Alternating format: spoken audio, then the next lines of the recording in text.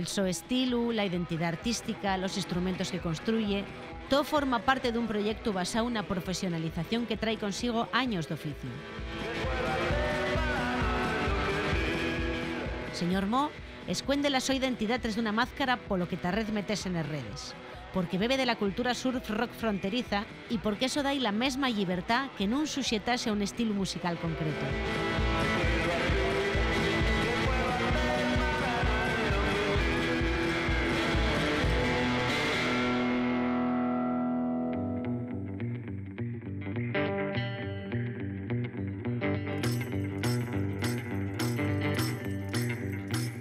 Puede parecer algo trágico, ella te quiere dedicar. Es algo realmente mágico, no podrás dejar de bailar. En la casa hay un invitado, tendrás que tener cuidado. La fiebre no te dejará pensar, no podrás parar de bailar. Ese hombre está frenético, baila como loco de atán. Le ha picado una tarántula, solo quiere dejarse llevar. Ahora ya solo puede sucumbir a la enfermedad. Y el veneno se le ha subido, no podrá parar de bailar. La tarántula, la tarántula, la tarántula se ha quedado para siempre a vivir en nuestro hogar.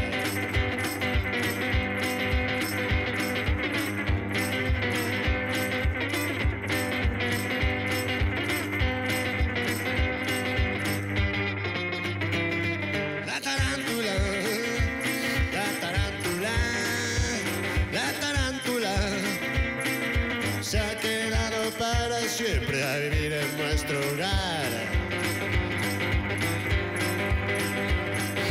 Puede parecer algo trágico, ella te quiere picar. Es algo realmente mágico, no podrás dejar de bailar.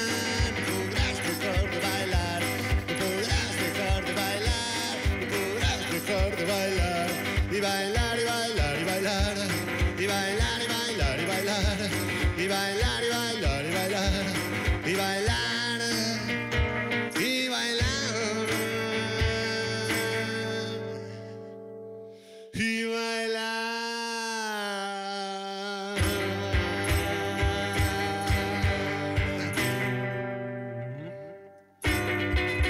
La tarántula.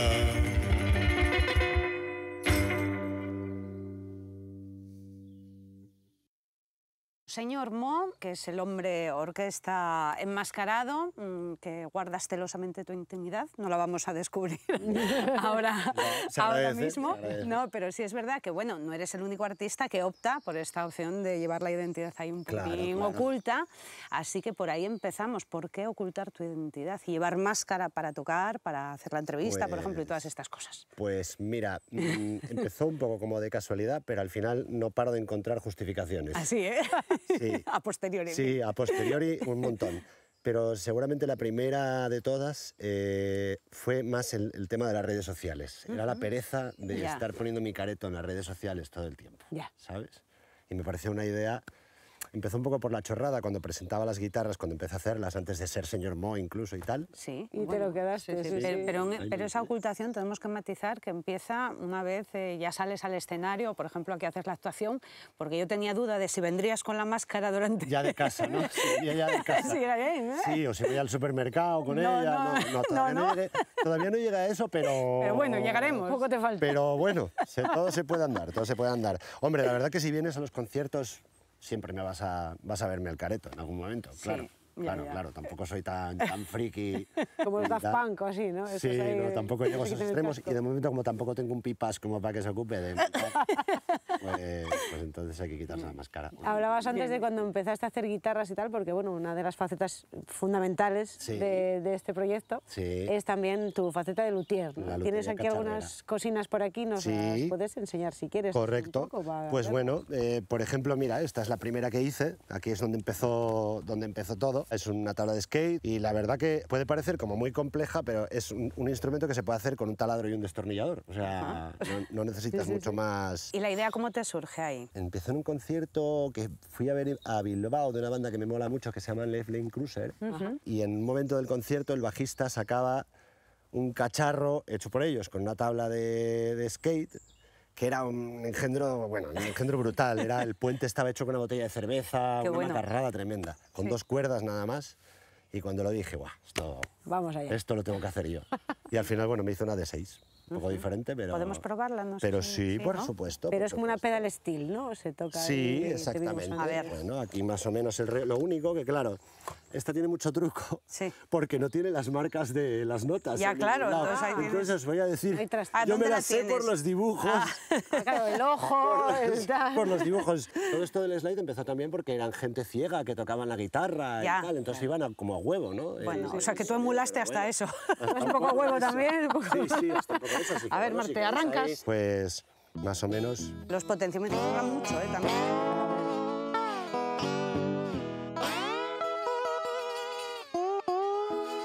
¡Qué maravilla! Y luego, bueno, pues él hace un poco el finger picking, ¿no? Sí.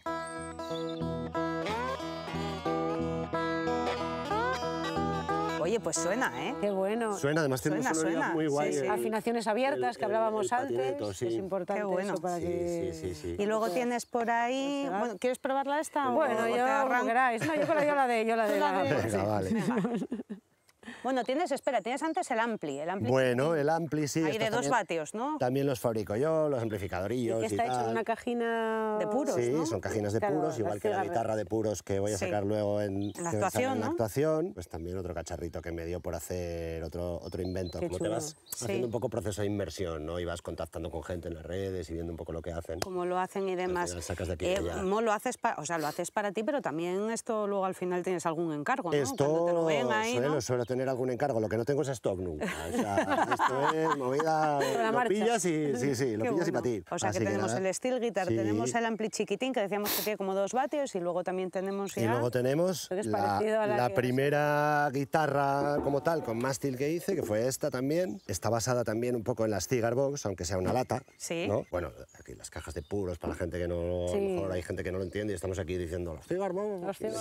Hay una tradición americana de guitarras hechas sobre todo por la gente de color en sitios bastante pobres, haciéndose... Sí, que era con los recursos que tenían para poder hacer un instrumento. Y por ahí utilizaban la caja de puros. Sí. Exacto, pero bueno, también se pueden utilizar latas y se pueden hacer lo que quieras, ¿no? En este caso también es una guitarra sin trastes, que también se toca con el anillo de slide, ¿no? Sí. La cejuela es un tornillo. La cejuela es un tornillo, es todo, sí, así todo muy macarro. Buscas también luego latas muy molonas, ¿eh? Porque quiero decir, bueno, no vale cualquier lata, digo yo, ¿no? Sí, hombre, a ver. Estéticamente que tenga rollo. Mola que sea un poco retro, sí, claro. Que tenga ese toquecillo así un poco... Está guay. Sin desvelar tu identidad, a ver cómo lo conseguimos hacer, pero sin desvelar tu identidad, o de dónde te viene a ti así el gusto musical, si quieres. De chavalillo ya, pues con 18 años más o menos, ya empecé a enredar, así siempre en plan muy amateur y muy underground, pero muy underground.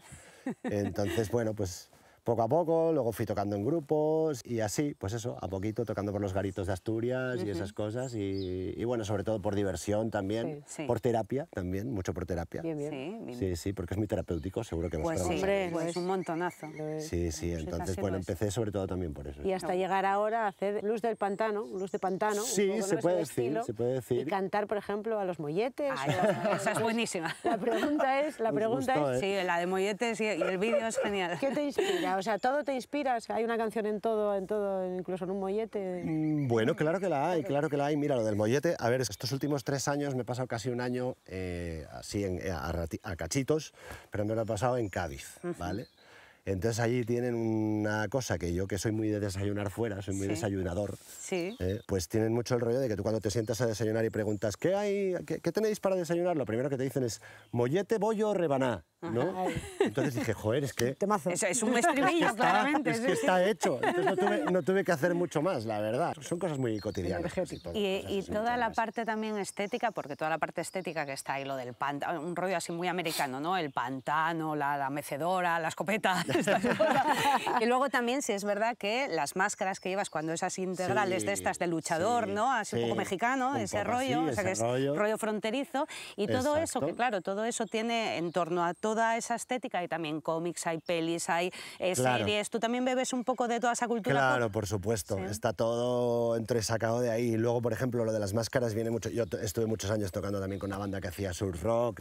Bueno, claro, entonces esa pequeña herencia de esa estética también fronteriza, no sé qué, y tal. Entonces lo saqué un poco de ahí. Empezó un poco por ahí lo de la chorrada de las máscaras y tal, pero claro. ¿Y después hay artistas concretos que tú te hayas fijado que digas, bueno, me apetece un poco hacer esto? Bueno, la verdad que voy bastante por libre, ¿eh? Y me mola que esto sea cuanto más libre mejor. O sea, no descarto ni estilos. O sea, por ejemplo, el blues del pantano, pues bueno, es ahora por la tontería de que he hecho el disco y tal. Pero que podría ser hip hop la próxima vez, ¿sabes? Bien. O sea que esperan sorpresas. Es todo muy abierto y puede entrar sonidos latinos, puede entrar reggaetón, creo que no, de momento. Pero cumbias, por ejemplo... unas cumbias. Bueno, un mundo hay por explorar, que supongo que será igual lo que se avecina para el próximo disco, pero el anterior es el de Señor Mo, que lo vemos aquí, que es un formato, dirán los que nos están viendo ahora, ostras. Y este disco tan pequeñito, es que no es un disco lo que hay. Bueno, sí hay un disco dentro, pero lo que hay es un lápiz USB, donde van ahí... Y luego además con los dibujos también hay rollo cómic muy buenos. La estética Historias de la Ciénaga, ¿no? Que era un EP, que son 4 temas aquí. Eso es. Es un poco la estética, va un poco también con los cómics de Robert Crumb. Sí. Claro, que era un dibujante que escribió mucho sobre historia de bluesmen y blueswomen también, que no nos olvidemos de las blueswomen, que había un montón. Sister Rosetta. Eternamente agradecidos a Sister Rosetta. ¿Y hay circuito para algo tan underground? Lo hay. De hecho, mucho más del que esperaba. Esto empecé un poco con la tontería. Casi que me echaron a tocar los colegas en plan de, venga, esto tienes que sacarlo por ahí. Y el tercer y el cuarto concierto los estaba dando en la Comunidad Valenciana, ¿sabes? De repente. Oye, ¿cómo montar los conciertos? Porque, bueno, ya te hemos visto en la primera actuación, ahora veremos la siguiente. Vemos que, por ejemplo, llevas el bombo, es una maleta, ¿no? O sea, vas ahí, cuéntanos un poco cómo es el set ahí del directo. De momento, salvo los pedales y el amplificador, todo lo demás son cosas construidas por mí. Esa es un poco la premisa, ¿no? La esencia. Y bueno, el tema de la percusión, pues más o menos lo mismo, es tratar de reutilizar cosas. La maleta. Lo que más o menos se pueda, lo que vayas encontrando por ahí, como la maleta, que tampoco es ninguna novedad, ¿eh? Pero bueno, esto también va en constante evolución, es parte del juego, ¿eh? O sea, hacer más guitarras, seguir desarrollando la percusión, o sea, esto es locura constante y comedura de poza venga. Y todo creatividad. O sea, que iremos cambiando también el set, también es parte del juego, seguir cambiando y tal. Pues escuchábamos tocar un tema ya, ¿con qué tema vas a cerrar? Pues voy a cerrar con un tema que se titula Yo ya estuve allí, que es una versioncita de I've Been Everywhere. En realidad es una canción original australiana, aunque la cantaba Johnny Cash, la hizo muy famosa, con pueblos americanos, ciudades americanas y tal. Entonces, bueno, pues vamos a ver qué tal encaja dándole un toque un poco más Astur. Muy bien. Pues, señor Mo, muchísimas gracias por haber estado en Sonadía. Un placer. Gracias a todos. Iba yo en mi viejo carro, camino del Gorfoli. Me encontré con un paisano caminando por allí. Me dijo, guaje, estás muy mal, vas a caer por un bardial. Contesté, jefe, tranqui, que estoy harto subir ya. Pues ten cuidado, manín, que no habrás visto nada así. Paisano, cualquier sitio que me digas, yo ya estuve allí.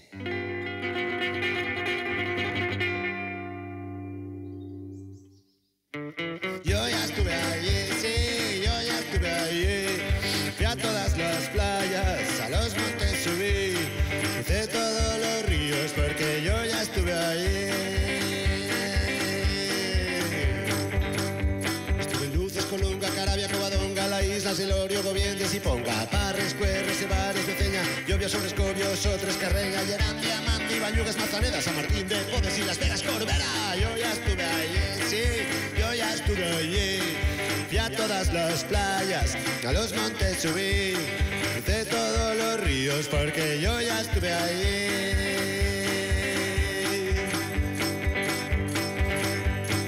Mieles, Lieres, Ujo, yo niego, una ceneracia y no lo entrego. Corines, el remedio, Toraz, Espinareu, Corau, Elba, Trevías, Cadabeu, Belén, Seratinas, Bermiego, Ceda, visto todos los caminos desde Leva hasta el Deva. Yo ya estuve allí, sí, yo ya estuve allí.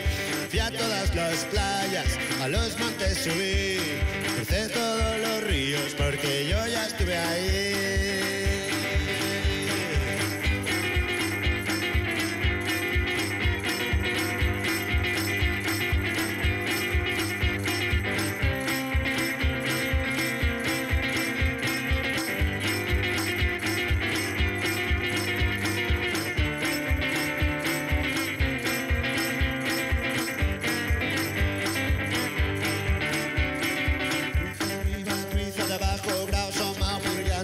El esquilo, el peligro, la espina, bendición, ceremonia, boal, armal y castrillón. Por la Isarceley, San Esteban de los Buitres, Salas y Cornellana, comiendo carajitos. Yo ya estuve allí, sí, yo ya estuve allí.